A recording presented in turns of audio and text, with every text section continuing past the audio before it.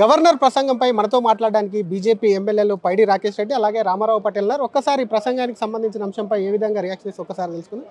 Governor ప్రసంగం చూశారు, ఏం చెప్తారు? అసలు ప్రసంగం ఎలా ఉండింది? ఆ గవర్నర్ ప్రసంగంలో ఎటువంటి పస లేదు, నస తప్ప పస లేని ప్రసంగం అది. ఏదైతే గత ప్రభుత్వము గవర్నర్ ప్రసంగంలో ఏమైతున్నాయో, ముఖ్యంగా యువకులకు ఉద్యోగాలు 50,000 మంది మెగా డిఎస్సి 6 నెలల లోపల 2 లక్షల ఉద్యోగాలు, మిగతా ఎటువంటి కూడా ఇందిరమ్మ ఇళ్ళ గురించి కానీ, పెన్షన్ల గురించి కానీ, లేకపోతే ఏది దివ్యాంగులకు పెన్షన్స్ కానీ, రేషన్ కార్డ్స్, ఎటువంటి ఒక ప్రస్తావన లేకుండా ఒక ఏదో నసలాంటి జరిగింది.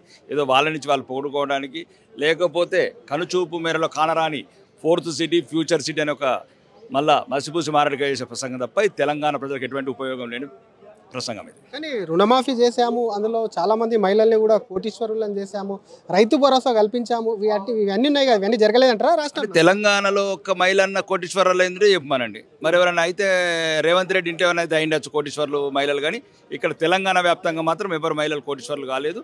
వీళ్ళు కనుచూపు మేరలో కానరాని సాధ్యం కానీ వాగ్దానాలు చేసుకుంటా ప్రజలను మభ్యపెడుతున్నారు.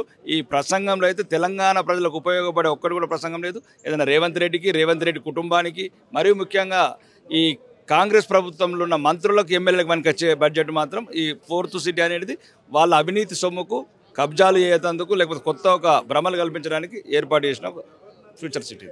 ఏ విధంగా నిలదీస్తారు గవర్నర్ ప్రసంగంపై? ఎందుకంటే దీనిపై చర్చ కూడా ఉంటుంది, దాని మీద ఎట్లా వెళ్తారు? దాని మీద సమయం వచ్చినప్పుడు గవర్నర్ ప్రసంగం ఇదే మాట్లాడతాము. ఇంతకుముందు చేసిన వాగ్దానాలు ఏంటి, తెలంగాణ ప్రజలకు ఇచ్చిన వాగ్దానాలు ఏంటి, ఇంతవరకు ఆ వాగ్దానాల ఊసే లేదు, ఇంతవరకు ఒక ఇల్లు కొట్టలేదు, ఒక పెన్షన్ ఇవ్వలేదు, దాని గురించి ఎంత కేటాయిస్తారు దాన్ని చూసిన తర్వాత మాట్లాడతాం. ఇది అసలు రాకేష్ రెడ్డి గారు ఖచ్చితంగా గవర్నర్ చేత అబద్ధాలు మాట్లాడించారు. ఇంకొక ఎమ్మెల్యే ఇటు రామారావు పటేల్ గారు ఒకసారి ఆయనతో కూడా మాట్లాడించే ప్రయత్నం. పటేల్ చూశారు, ప్రసంగం చూశారు, విన్నారు, మీకు ఏమనిపించింది ప్రసంగం చూస్తే? ప్రసంగం చాలా మంచిగా మాట్లాడారు గవర్నర్ గారు. ఏదంటే పుస్తకం ఇచ్చారు, పుస్తకంలో చదువుమన్నారు, అది చదివినరు. కానీ ఏ పుస్తకంలో రాసింది ఏదైతే ఉంది పచ్చి అబద్ధం ఉంది. పాత ప్రభుత్వం టీఆర్ఎస్ ప్రభుత్వం ఏదైతే చేసింది, ఈ ప్రభుత్వం కూడా వాళ్ళ అడుగులని నడుస్తుంది. అబద్ధం మాట్లాడి తెలంగాణ ప్రజలకు మోసం చేసే ప్రభుత్వం టీఆర్ఎస్ ప్రభుత్వం, కాంగ్రెస్ ప్రభుత్వం అని ప్రజలకు తెలుస్తుంది. రుణమాఫీ అన్నారు, ఇంతవరకు 35% చేసి 60% రైతులకు మోసం చేశారు. రైతు భరోసా అన్నారు, ఇంతవరకు 3 ఎకరాలకు 2 ఎకరాలకు కూడా ఇంతవరకు రుణమాఫీ రాలే, మన రైతు భరోసా రాలే. అన్ని విధాలుగా మోసం చేసిన యూత్లకు 1,00,000 జాబులు ఇస్తున్నారు, ఇంతవరకు జాబులు కూడా కంప్లీట్ చేయాలి. అన్ని విధాలుగా మోసం చేసిన ప్రభుత్వం కాంగ్రెస్ ప్రభుత్వం. వచ్చే గవర్నర్ ప్రసంగం చర్చల్లో ఖచ్చితంగా అవి నిలబెడతామా భారతీయ జనతా పార్టీ అని తెలియజేస్తున్నాం. Thank you Patel. ఇది అసలు ఒకవైపు గవర్నర్కు సంబంధించి కూడా ప్రసంగాన్ని నిలదీస్తాం, వాటన్నిటిని కూడా చర్చిస్తాం, వాటికి కూడా గవర్నర్ చేత అబద్ధాలు మాట్లాడని చెప్తున్నారు. మనొక ఎమ్మెల్యే ధన్పాల్ సూర్యనారాయణ గుప్తా ఆయన అడిగి తెలుసుకుందాం. గవర్నర్ ప్రసంగంలో అన్ని కాంగ్రెస్ పార్టీ ఇందాక ఎమ్మెల్యేలు కూడా మాట్లాడుతూ చేసిందే చెప్పించాం తప్ప గత ప్రభుత్వంలో చెప్పిన విధంగా అబద్ధాలు ఏవి లేవి అని అంటున్నారు. ఈరోజు గవర్నర్ ప్రసంగం పచ్చి అబద్ధాలు. గవర్నర్ ప్రసంగం నోటి ద్వారా ఈ కాంగ్రెస్ ప్రభుత్వం చెప్పడం జరిగింది. ఈరోజు మేము యువకులకు, మహిళలకు, రైతులకు, అన్ని వర్గాల ప్రజలకు తెలంగాణని గత 14 నెలల కాలంలో అనేక అభివృద్ధులు చేస్తామని గొప్పలు చెప్పుకున్న ప్రభుత్వము మీరు ఏదైతే మహిళలకు 1,00,000 మంది మహిళలకు కోటీశ్వరులు చేస్తా అని చెప్పి ఎంతమంది మహిళలకు 2,500 రూపాయలు ఇచ్చిండ్రో అది కూడా చెప్తే బాగుండే అని మేము అడుగుతూ ఉన్నాం.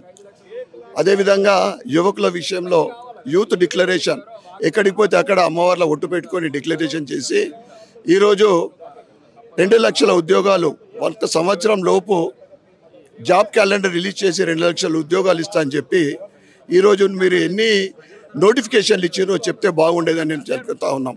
అదేవిధంగా నిరుద్యోగులకు నిరుద్యోగ వృత్తి 4,000 రూపాయలు ఇస్తానది ఎంతమందికి ఇచ్చారో అది కూడా చెప్తే బాగుండేదని చెప్తా ఉన్నాం. ఇక రైతులకు మీరు ఇస్తాన్న రుణమాఫీ 50% కూడా కాలేదని రైతులందరూ గొగ్గోలు పెడతా ఉంటే రుణమాఫీ అని చెప్పడం ఎంత సిగ్గుచేటో అది మేము అడుగుతూ ఉన్నాం. అదేవిధంగా 15,000 రూపాయలు ఇస్తా, రైతు భరోసా ఇస్తా అని చెప్పి నాతోటి చాతగాని ముఖ్యమంత్రి అని చెప్పుకొని 12,000 ఇస్తా అని చెప్పి ఈరోజు ఎంతమంది రైతులకు నువ్వు 12,000 రైతు భరోసా ఇచ్చినావు అది కూడా చెప్తే బాగుండేది. అబ్దుల్ కలాం గారు చెప్పిండ్రు ఏదైతే కళలు కానీ సాకారం చేసుకోండి. కానీ ఈ కాంగ్రెస్ ప్రభుత్వం నిద్రలో కలంటుంది కానీ సాధించింది ఇప్పటి వరకు ఏమీ లేదని తెలియజేస్తా ఉన్నాం. రేపటి ఈ చర్చలో తప్పకుండా ప్రతి అంశం మీద మేము కాంగ్రెస్ పార్టీని నిలదీస్తాం. Thank you.